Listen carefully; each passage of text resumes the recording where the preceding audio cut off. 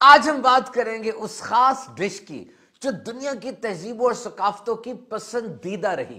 کسی بھی خطے میں چلے جائیں، وہاں کے ہوٹل کا مینیو دیکھیں، سب سے اوپر یہ نظر آئے گی آپ کو مختلف ورائٹیز کے ساتھ، اور یہ ہے میری آپ کی ہم سب کی فیورٹ سوپ، جسے عالمی غذا کا درجہ حاصل ہے۔ اگر سوپ کی ہسٹری کو پڑھا جائے تو ہر خطے کی اپنی الگ داستان ہے، اور سب کا دعویٰ یہ ہے کہ ہم نے یہ سوپ ایجاد کیا ہے۔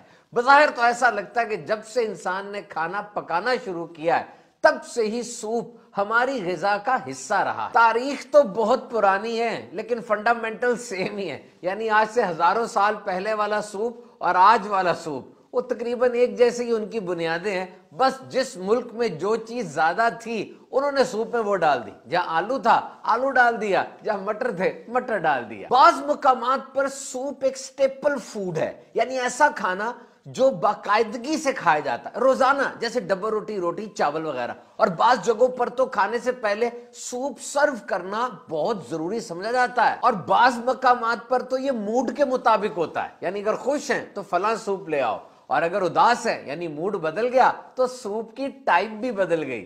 بارش ہو رہی ہے وہ فلاں سوپ چلے گا آج تو۔ دنیا میں سوپس کی کتنی ٹائپس ہیں، کتنی قسم کے، کوئی حساب نہیں ہے۔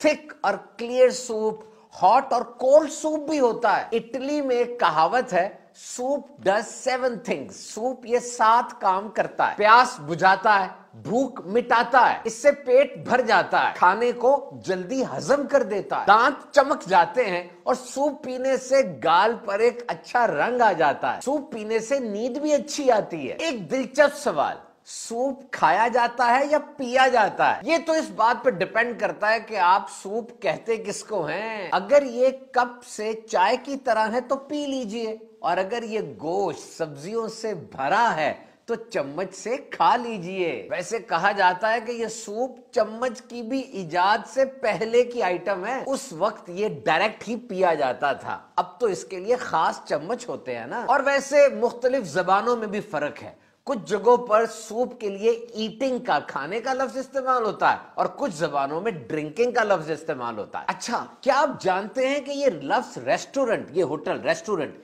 یہ کہاں سے آیا؟ یہ اٹالین زبان کا لفظ ہے ریسٹورارے، جس کا مطلب ہے ریسٹور، ریفریش، رینیو، یعنی طاقت کو بحال کرنا۔ یعنی ریسٹورنٹ ایک ایسی جگہ ہے جہاں آپ کی طاقت کو بحال کیا جاتا ہے، آپ کو ری انرجائز کیا جاتا ہے۔ اور آپ یہ سن کے حیران ہوں گے کہ دنیا کا جو پہلا ریسٹورنٹ بنا تھا، اس جگہ جو پہلی ڈش دی گئی طاقت کو بحال کرنے کے لیے، وہ یہی سوپ تھا۔ تو بیمار ہو یا صحت مند، مسافر ہو یا مقیم، بوڑھا ہو یا جوان، سب کا پسندیدہ ہے یہ سوپ، اور بہت ہی فائدہ مند ہے۔ اور ویسے آپ چاہیں تو مہنگے انگریڈینٹس یعنی مہنگے اجزاء ڈال کر سوپ بنا لیں، اور یا تو کچن میں جو کچھ بچا کچا ہے وہ ڈالیں اور سوپ بنا لیں، دونوں طریقے سے چلتا ہے۔ سوپ کی کوالٹی کا کیسے پتا چلے گا؟ اس کے فلیور یعنی ذائقے سے، رنگ اور اس کی پریزنٹیشن سے۔ بہت سی چیزیں ڈالی ہیں نا، تو ایسا نہ ہو کہ کسی ایک چیز کا ذائقہ آ رہا ہو، بلکہ سب اس انداز سے گھل مل جائیں، بلینڈ اور کمپلیمنٹ ہو جائیں، اس کو فل فلیورڈ سوپ کہا جاتا ہے۔ ویجیٹیبلز ڈالی ہیں تو ہر سبزی کا رنگ نکھرا نکھرا نظر آئے، اور ہر سبزی ایک ہی سائز میں کٹی ہو۔ تو جناب یہ ڈاکٹرز، نانی، دادی، امی، ابو، اہم ترین لوگ ہیں نا ہماری زندگی میں، یہ سوپ ہی تو ریکمینڈ کرتے ہیں سارے کہ ٹھنڈ ہے، نزلہ زکام کھانسی کا علاج کرنا ہے، سوپ بنا کے پیو، بیماری سے اٹھے ہو، کمزوری ہے، سوپ پیو، تو سوپ پیجئے نا۔ اور سوپ سردیوں میں یعنی ونٹر سیزن میں ہی زیادہ ہوتا ہے، اس لیے کہ یہ گرم ہوتا ہے، اور جو چیزیں اس میں ڈلتی ہیں وہ عام طور پہ سردیوں میں ہی ہوتی ہیں۔ نزلہ زکام اور دیگر بہت سی بیماریوں کے خلاف اس میں میڈیسنل پراپرٹیز ہیں، یعنی دوائی کی طرح کام کرتا ہے۔ تو ناظرین، خوب سردیوں میں گرمیوں میں سوپ پیجئے اور صحت مند رہیے۔